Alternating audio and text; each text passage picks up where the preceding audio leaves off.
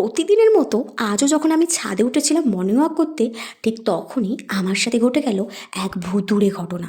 দেখলাম এই প্লাস্টিকটার মধ্যে হঠাৎ করে কি যেন একটা খড়খড়ে আওয়াজ হচ্ছে, তাই ভিতরে তাকালাম।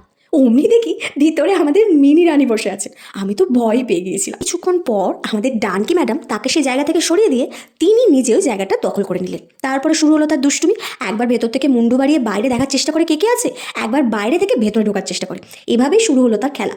তাই তাকে তার মতো ছেড়ে দিয়ে আমি নিচে এসে সাজি হাতে করে নিয়ে চলে গিয়েছিলাম ফুল তুলতে। আজকে ফুল তুলতে গিয়ে দেখি সাদা টগর ফুলের ওপর একটা ছোট্ট প্রজাপতি বসে আছে। তাই তাকে বেশি জ্বালাতন না করে অল্প কিছু ফুল তুলে নিয়ে বাড়ি চলে এলাম। এরপর দিদির জন্য অ্যালোভেরা গাছ থেকে দুটো অ্যালোভেরার পাতা তুলে এনেছিলাম। দিদি সেই অ্যালোভেরার পাতাগুলো থেকে জেলিগুলোকে খুব যত্ন করে বের করে নিয়ে আমার তুলে আনা ফুলগুলোর মধ্যে থেকে লাল রঙের জবাগুলোকে ভালো করে বেছে সেগুলোর বোটা ছাড়িয়ে সেগুলোকে ভালো করে চটকে একটা সুন্দর হেয়ার প্যাক বানাচ্ছিল।